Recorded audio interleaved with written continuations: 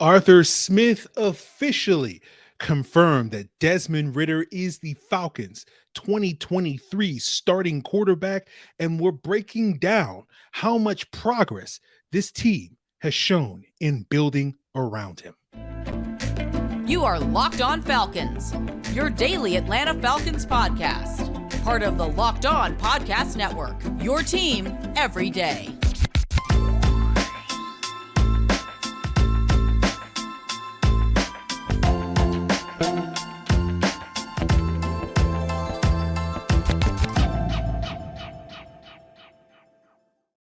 So, guys, you know me. I'm Aaron Freeman, a.k.a. Mr. Drew, a.k.a. Sirius Black, and the very humble host of this illustrious Locked On Falcons podcast, your daily Atlanta Falcons podcast, part of the Locked On Sports Atlanta podcast family, your team every day. And we thank everyone that makes this illustrious podcast their first listen each and every day. Of course, you can subscribe or follow for free on YouTube or wherever you listen to podcasts to get the latest episode as soon as it's available. So, guys, later on in today's episode, we'll be talking about a trade back scenario. We'll be talking about the Scotty Miller signing as part of the ongoing conversation about how well this team's offseason and rebuilding this roster has been. But of course, we're going to start things off with officially official, right? With Desmond Ridder. For seemingly the third or fourth time on this podcast over the last couple of months, we've talked about Desmond Ridder being the Falcons starting quarterback. But if you were waiting for Arthur Smith himself to say it with his own mouth and use his own words, he did that on Tuesday at the NFL owners meetings, where he said the plan is to start Desmond, and that's our plan going forward right now. And this should not be seen as a surprise, certainly not to anybody who makes this illustrious podcast their first listen each and every day. We've been talking about this for a number of months, saying that this is the most likely outcome going back 3 months, 6 months, even 9 months to last summer, that it was likely that the Falcons would be starting Desmond Ridder in 2023 as their starting quarterback. And, you know, throughout that process, we've always mentioned that it wasn't necessarily a foregone conclusion. It was definitely going to happen because we know, especially with this organization, that plans do tend to change for in the future. But the plan, as Arthur Smith said, for right now, is that is going to be the case come week one. Now, of course, in a alternate reality where, you know, Baltimore decides to rescind the franchise tag for Lamar Jackson, maybe we'd have to revisit the possibility of the Falcons going in a different direction at the quarterback position, but we're probably not living in that reality. And I don't also think the Falcons are really going to be in the market for adding any other quarterbacks to the roster beyond Taylor Heinicke this offseason. I've talked about this before on the podcast. If you look at the roughly 800 days that Arthur Smith and Terry Fontenot have been on the job, never once in those 800 days have they carried more than 3 quarterbacks on the roster, and they currently have that with Heinicke, Ridder, and Logan Woodside. So I've continue to see people putting quarterbacks in their late round mock drafts for the Atlanta Falcons. And I think you can kind of drop that now and maybe mock other positions. And we'll talk about maybe a couple of positions that may be potentially on the radar in the late rounds a little bit later on today's episode. But again, right, my official stance on this podcast has been that Desmond Ridder is going to be the starter. That's clearly Arthur Smith's stance moving forward. And, you know, I think a lot of people wonder, okay, what is the long-term plan at the quarterback position? That's a fair question to have. And I don't necessarily know the answer. I am optimistic. I am confident that Desmond Ridder will be their Falcons quarterback for the foreseeable future. And the foreseeable future, at least as I define it, is 2023 and probably 2024. Beyond that, who knows? But time will tell. The Falcons will, of course, have the potential to move off of Desmond Ridder at the end of this upcoming season or in the future, due to the flexibility that having a cheap quarterback on a rookie contract affords football teams. And I think, as I've discussed a couple of times on the podcast previously, I think this is going to be the general direction for a lot of teams in this league moving forward, that if they don't have one of these top 5-ish quarterbacks, that you kind of want to go for the flexibility play with a cheap and competent, you know, player on the rookie contract. So, you know, I will give you guys a heads up. We will continue to talk about quarterbacks on this podcast, possible alternative options. I don't know about you, but, you know, we know what's behind door number 1. That's Desmond Ridder. Part of you is a little bit intrigued to see what's behind door number 2. It doesn't necessarily mean you have to take the prize. It's just like you're intrigued. So we'll talk about alternate options in this. We'll talk about the quarterbacks in this draft, even if they're not necessarily going to be options for the Falcons. But obviously, because one of these quarterbacks is going to land in Carolina, we should be trying to get ourselves familiar with this crop of quarterbacks. And certainly in the future, does not preclude us from talking about 2024 quarterback options in the draft and free agency. So I know some of you guys don't want to hear, me talking about any other options outside of Desmond Ridder, but I'm just going to let you know that live with it, and we're just peeking behind door number 2. It's like what's going on over there? Okay, well, I'm good here. I'm good here, but just curious what's behind that door. That's all, right? So when it comes to building around your young quarterback, or really any quarterback, because this applies regardless of who you think the Falcons quarterback is, whether it was Desmond Ridder, Lamar Jackson, Anthony Richardson, or somebody else, Patrick Mahomes, the same rules apply. But I've broken down before, I think there's 4 pillars that you're really looking at with building your roster. And that is the first one being running the football well, for obvious reasons, because if you can run the ball effectively, that means you don't necessarily have to throw the ball nearly as effectively, taking pressure off your quarterback, giving that quarterback explosive playmakers. And the Falcons did that on Tuesday, signing Scotty Miller. More on that a little bit later. You want to sort of solidify your offensive line, because how is a quarterback going to complete a pass if he's not upright? And then, of course, improving the defense and getting stops on defense. And so, keep the game low scoring, so that puts less pressure on your offense, and especially your quarterback, to have to put points on the board on a consistent basis if you can keep those games low scoring. So those to me are the 4 pillars, and we'll talk a little bit later on today's episode about what progress the Falcons have shown in terms of building those pillars this offseason and moving forward. And so again, I think that would be true of any quarterback, regardless of who would be lining up. And I think part of the misconception and my contention with a lot of the conversation around the Falcons quarterback situation is the implication that I think a lot of people have, that if you went out and got a different quarterback than Desmond Ridder, like, you wouldn't have to address these issues. And I think that's been the disconnect that a lot of people have with the Falcons so-called process, which is that the Falcons are more focused on strengthening these pillars, cementing these pillars, whatever metaphor you want to use, than necessarily going out there and finding a quarterback that's going to make these issues go away, because no quarterback is going to make these issues go away. Now, certainly, if you have Patrick Mahomes, you can probably mitigate how good your defense needs to be, or how good your running game needs to be, or whatnot. But we know having explosive playmakers and a good offensive line is certainly critical to a success of even the best quarterback in the league, like a Patrick Mahomes. So, short of you landing that type of guy, these problems aren't necessarily going to go away. And you're going to watch the Kansas City Chiefs also work towards improving their defense and improving their running game this offseason as well. So, you didn't hear that from me. So they also believe in these 4 pillars. But, I think the Falcons are making progress. And I think the other aspect that people often overlook when it comes to the conversation around the Falcons, making a change at the quarterback position, I think continuity has been underrated by a lot of folks in recent weeks and months, over the idea of continuing to build upon your success from the previous year. Certainly is worthwhile. When you look at the teams that made the biggest progress in terms of wins from 21 to 22, there were 15 teams that improved their records last year, and only 3 of them had a significant change at the quarterback position. That was Seattle, Carolina, and San Francisco. Right. And 3 out of those 5 teams that showed the most growth, that won 5 or more games, added 5 or more wins to their 2021 totals, Jacksonville, New York, and Philadelphia, were teams that had continuity with a young quarterback and building. The other 2 teams were teams with veteran quarterbacks, Minnesota, and we know the Minnesota Vikings were frauds this past year.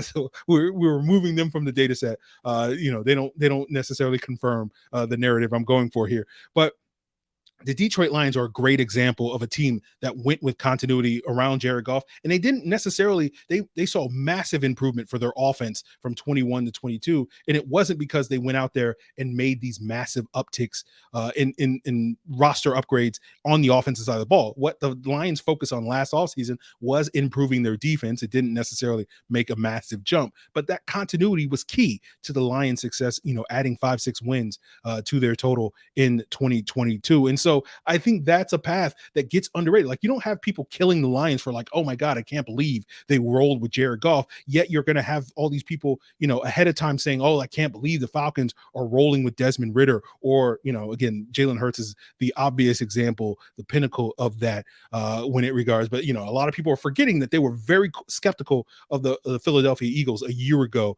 when they decided to go with Jalen Hurts, not necessarily buying into him 12 months ago. And so I understand skepticism. Of course, anybody who listens to this podcast knows that Locked On Falcons is a safe space for skepticism. It is the home of skepticism, of course, when it comes to the Atlanta Falcons. So I get why people are skeptical that this plan for the Falcons rolling with Desmond Ridder for at least another year, whether or not it is going to lead to success. That makes total sense. Be skeptical. I'm skeptical, guys. But what I take issue with is less about the people that are skeptical and the people that are insistent that this won't work or it can't work simply because of whatever their opinion or low opinion of Desmond Ridder or their high opinion of some other quarterback. And basically my stance on this podcast is we will see if it works or not. But I think there's reasons for you to be optimistic. I certainly am, and part of that is owed to what the team is doing elsewhere on the roster to put their young quarterback and Desmond Ridder in a favorable environment. And we'll revisit those 4 pillars I just outlined to see what progress the Falcons have made so far this offseason, including addressing the need for a more explosive playmaker at the receiver position by signing Scotty Miller as we continue today's Locked On Falcons. Guys, the tournament is, heating up and potentially winding down. So there's no better time to go check out FanDuel, America's #1 sports book, because new customers get a no sweat first bet up to $1,000. That means if your first bet doesn't win, you get bonus bets back up to $1,000. Just head on over to FanDuel.com/locked-on to sign up and claim your no sweat first bet. And then you can wager on anything from money lines to point spreads, to who's ultimately going to win this NCAA tournament. You can do it on the app that's safe, secure, and super easy to use. So don't miss out on your chance to get your no sweat first bet up to $1,000 in bonus bets when you join FanDuel today by heading over to FanDuel.com/locked-on to sign up. Make every moment more with FanDuel. So some of this conversation, guys, stems somewhat to, kind of looking at Football Outsiders, which I think is a very good website, but they recently put out their offseason grades of various teams, and they gave the Falcons a D+. And, I think Football Outsiders does a lot of great work. We constantly bring them up when we talk about DVOA and, other metrics and whatnot that they have come up with. But, I think this is not their best work when it comes to this, grading an offseason 2 weeks into free agency before the draft and all that stuff. I don't think it's fair. And I do think somewhat there is a bias here because it's like, it's all about the quarterback. And, the Falcons didn't make the upgrade at quarterback that so many people wanted them to do. And a lot of people are dismissing the possibility that Desmond Ridder can be good because he's a 3rd round pick. And for understandable reasons. Again, I get the skepticism, but the D+, come on, like a C-, I would have let this go. But some of this stems from, let's talk about, their offseason progress by looking at those 4 pillars. And to remind you, that's running the football, that's getting more explosive, that's solidifying the offensive line, and that's improving the defense. And I think, the thing that the Falcons have made the most progress this offseason is improving that defense. It's David Onyemata and Eddie Goldman up front. You have Caden Ellis at the linebacker position. All 3 of those guys should help, the Falcons pass rush as well as improving their run defense. And of course, in the secondary, adding Jesse Bates as a safety position. And this is no disrespect to Tay Davis and Mike Hughes and re-signing Lorenzo Carter and Cornell Armstrong. Certainly, I think those guys will be contributors this year, capable role players and whatnot, but they're not individually going to move the needle a whole lot as much as these other 4 players. And, I think the Falcons have made strides defensively this offseason. We hope that they continue to make those strides as we turn our attention to the draft, where you still feel like there's work to be done at the edge rusher position, at the cornerback position. I think the goal should be going into and coming out of this draft to get starters at both of those positions. And that doesn't necessarily have to be a 2023 starter, but like we saw with guys like Richie Grant and Arnold Ebiketie and Troy Anderson, guys that even if you just redshirt them for a year, they come out as role players in 2024, you can toss the keys to these guys and feel pretty confident that they will be able to step up in a major way. And so I think that's a box that we hope that the Falcons can certainly check early on in the draft. Then you look at the solidifying the offensive line. I think keeping Caleb McGarry and extending Chris Lindstrom were certainly two big steps to help do that. We still have some concerns at the left guard position. We still have some concerns at the center position. I know for a lot of you guys, you still have a lot of questions about Drew Dalman, but again, I think continuity there will certainly benefit him and growth. And I think the Falcons will still have the options to move in a different direction next year, but want to kind of see, rather than constantly churning that position, a key position on the offensive line,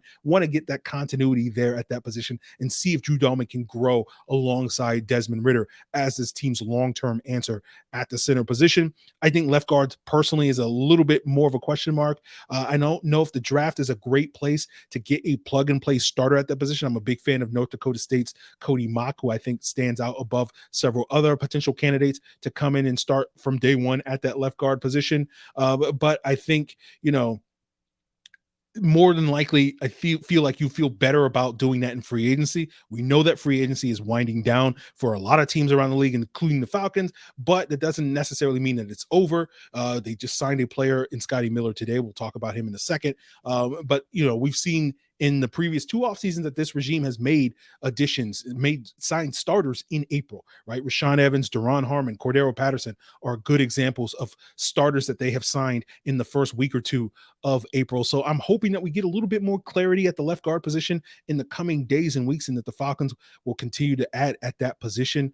Hopefully they will also work probably more in the draft, but again, free agency is certainly an option for them to solidify their depth at the offensive tackle, with what I outlined on, I think, yesterday's episode, the need for the Falcons to get a new swing tackle. So I'm kind of in wait and see mode on the offensive line. For me, the explosiveness was the area where the Falcons have done the least amount of work, because we know the running game is already solidified, although I think the Falcons, as I've discussed on previous episodes, could certainly shore that up with more improved depth at the running back position.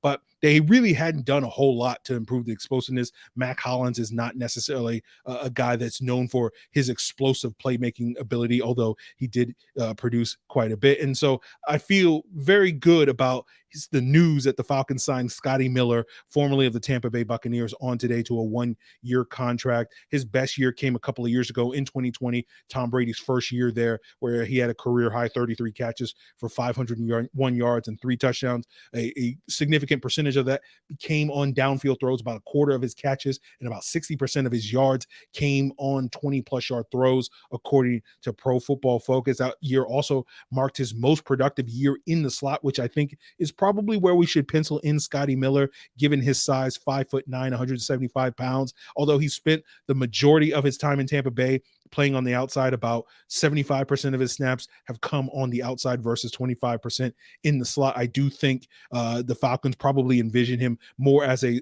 slot receiver, and probably more as that number 3 guy behind Drake London, behind Mac Hollins. And so you could see, him and Drake London, especially along with Kyle Pitts, sharing a lot of those slot duties, where in 2020, his yards per route run, according to PFF, was 2.23, which was actually higher than Antonio Brown's that season, and just behind what Julio Jones did that year in his final year in Atlanta, working out of the slot. So that's a testament to the potential that Scotty Miller could bring with an expanded role. So I like this signing a ton. You get a lot of juice. He ran sub 4.40 at his pro day. I've seen various times of 4.36, 4.39, 4.28, all that stuff and more. But he certainly is going to add a lot more juice to this offense. And so I hope to see the Falcons continue to add more explosive young playmakers in their offense in the draft, at running back, at wide receiver, and elsewhere. But I do feel like Scotty Miller getting another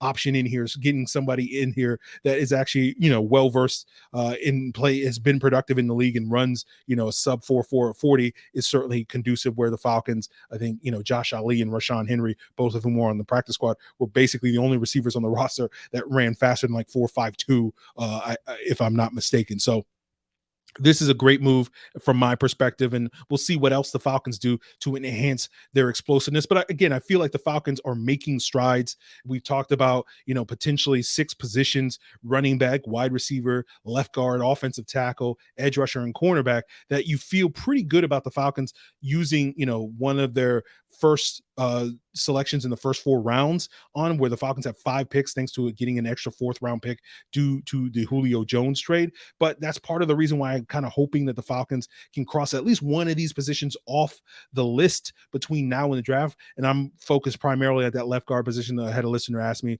on a recent Q&A, what free agent would you sign? And I basically said Elijah Wilkinson. And whether it's Elijah Wilkinson, whether it's Matt Filer, formerly of the Chargers, Dalton Reisner of the Broncos, Ode Abushi, who I think was with the Lions most recently last year, if I'm not mistaken, or was maybe with the Lions the previous year. One of these sort of veteran left guards at least gives you an option to sort of, have another option other than Matt Hennessy. Because, right now, if the season were to start tomorrow, Jalen Mayfield would probably be your top backup option in the event of an injury to Matt Hennessy, who probably would be your starter, at least at this point in time. Bringing somebody in there that can compete with Matt Hennessy that is not Jalen Mayfield, I think would be very beneficial. I'm sure many of you guys would agree with that sentiment. But again, I think the Falcons are making progress. We'll see what they do in the draft. I think there's moves to be made between now and the draft, particularly on the offensive line, but then, of course, in the draft at a variety of positions. And then we can kind of look back, once we get to May and whatnot, and really give a more accurate reflection of, okay, how well did the Falcons really sort of put,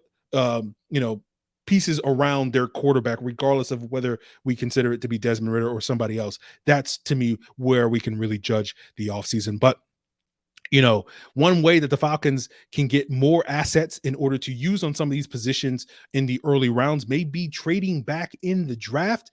And we got a question from a listener about that potential scenario and possibly getting a future first round pick just in the event that Desmond Ridder is not necessarily the guy where the Falcons could be in a position to go and get another quarterback next year. And we'll break that down as we wrap up today's Locked On Falcons podcast. But as I look at the calendar, guys, I see opening day is literally just right around the corner. It's like a day away, as many of you guys are listening to this. And so if you want to get the inside scoop on what's going on with the Atlanta Braves, make sure you check out the Locked On Braves podcast wherever you get your podcasts. So, guys, wrapping up today's episode, we have a listener question from Keegan. He sent it via email to lockedonfalcons@mail.com. And of course, you can send in your questions or provide whatever feedback that you want at that email address as well. So Keegan writes, big fan of the show. This is my first time submitting a mailbag question, so I hope you think it's a worthwhile one. With all the talk of the Falcons trading up and staying put in the draft, I've heard little commentary about them trading down. Let's say all the top edges, the top cornerback, and Jalen Carter are off the board, and 1 or 2 of the quarterbacks are sitting there at 8. Should the Falcons trade back to acquire more picks, and how far would they have to go to get another first rounder for next year?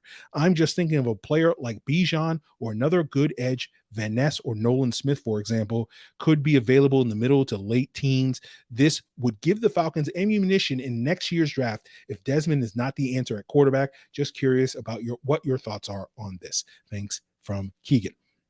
So this is a great first question for you, Keegan, because we're going to spend probably the next 10 or so minutes breaking it down here on the podcast. So I think trading back has certainly always been an option. My stance always is kind of reluctantly engaging in that because it takes 2 to tango, and you're just kind of, it's back at the middle school dance where you're just kind of hanging out by yourself, looking across the hall like, hey, is anybody want to, like that's kind of how it is. And so you can't get too overzealous talking about trade back scenarios. But looking back at recent history, the odds aren't necessarily in the Falcons' favor, but as you outlined, trading back for, a team coming up for one of those quarterbacks in the scenario that you outlined where one of those guys is still available at 8 makes a ton of sense. We know that top 10 trades are not common historically. Most of the time it comes for quarterbacks. Went back to 2012, the last 11 drafts, and there were 19 trades involving top 10 picks in those spans, not counting where teams traded for a veteran player like Russell Wilson, for example,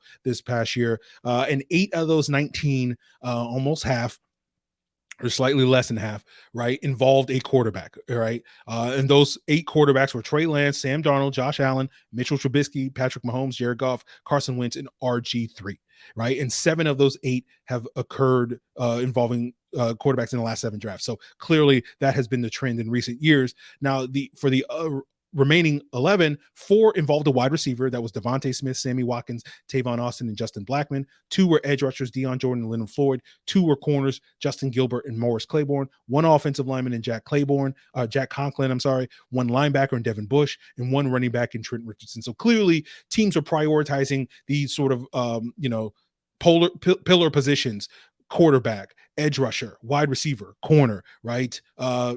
No left tackles. Jack Conklin was a right tackle or whatnot. So clearly those tend to be the positions that teams are willing to trade up for. And as I said, these top 10 trades have not been as common in recent years. Of those 19 trades, 16 of those occurred from 2012 to 2018, right? And so that means only 3 of these trades have actually happened in the last 4 drafts, and that involved Trey Lance, Devontae Smith, and Devin Bush, right?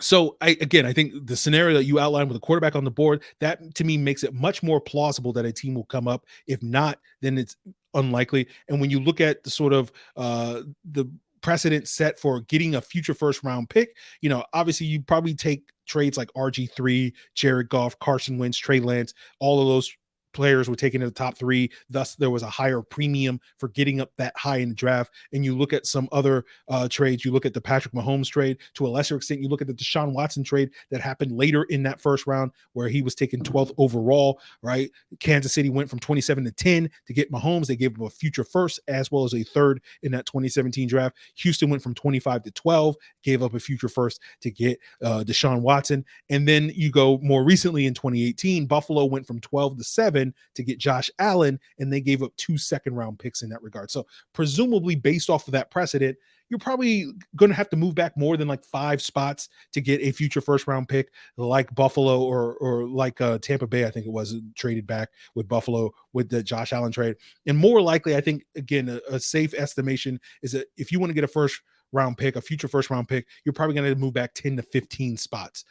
And so when you look at some of the players that you mentioned, Bijan Robinson, the running back from Texas, Lucas Van Ness, a pass rusher from Iowa, Nolan Smith, a pass rusher from Georgia, and I go to websites like NFLmockdraftdatabase.com that sort of collect all the mock drafts and sort of project, take the average of where guys are being projected. Bijan Robinson is 11th in their sort of consensus projections. Lucas Van Ness is 17th. Nolan Smith is 20th. So slightly ahead, certainly in Bijan's case, because again, we're projecting, say, the Falcons have to move back in that 18 to 25 range in order to move back. And so that's not necessarily saying that people are projecting Bijan 11th overall to the Tennessee Titans. It's just more that there are 10 other players that are consistently being mocked ahead of Bijan. So that's why he is 11th at that spot. I think actually the 10th overall draft selection with the Eagles is probably the most common projection for Bijan based off of NFLmockdraftdatabase.com. But looking at that 18 to 25, 26 range in terms of potential prospects that could be on the board based off of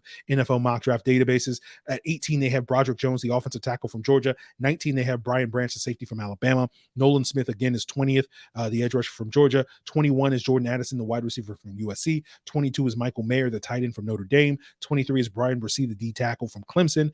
Kalijah Kancey, the great from Pittsburgh, the D tackle, is 24. Dalton Kincaid, the tight end from Utah, is 25. Deonte Banks is 26, the cornerback from Maryland. So it does feel like, Banks makes a ton of sense if the Falcons are looking for a corner. Nolan Smith, as you mentioned, makes a ton of sense if they're looking for an edge rusher. If they're looking for an interior pass rusher like Brian Bresee, I don't know if Kalijah Kancey has quite the size that we're looking for at that position, but certainly would be an option there for the team.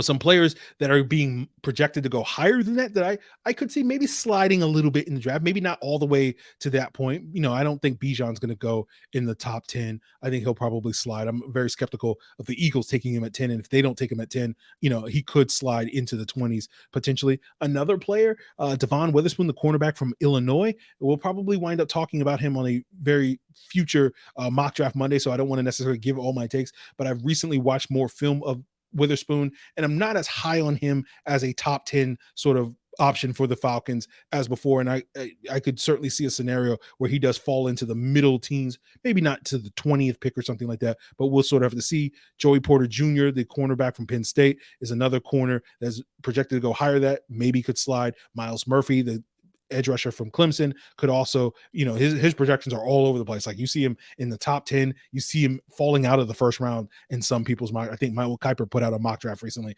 where he was not a first round selection. So all of these players are potential options. So I think it makes sense for the Falcons to look back and trade back. For me personally, like the player that I have is the apple of my eye at the 8th overall selection is Jalen Carter. We'll see if the Falcons take him there. We'll see if he even slides there, but he's kind of the guy that I dream about. And basically in my scenario where I'm, running the war room with Terry Fontenot locked up in the closet somewhere, I'm waiting to see if Jalen Carter falls to us at 8. And if he doesn't, then I'm probably picking up the phone and exploring my options. Doesn't mean that I'm out on any of these alternative options. Sort of my unofficial stance, at least sitting here today at the end of March, is that, because I expect 4 quarterbacks to go in the top 7, I feel reasonably confident that between Tyree Wilson, the defensive end from Texas Tech, or Christian Gonzalez, a cornerback from Oregon, one of those 2 guys will be there at 8, and that's probably my best bet for the Falcons pick at that 8th overall draft selection.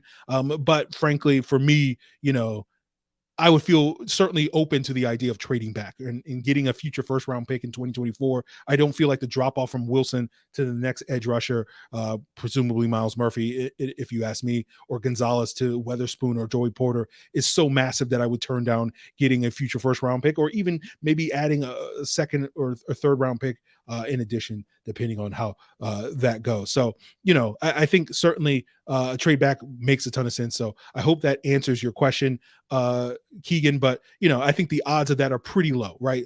You're betting basically on a quarterback being there. And I don't think the odds are great there. Like, let's say 20-25%, maybe pulling that number out of my butt.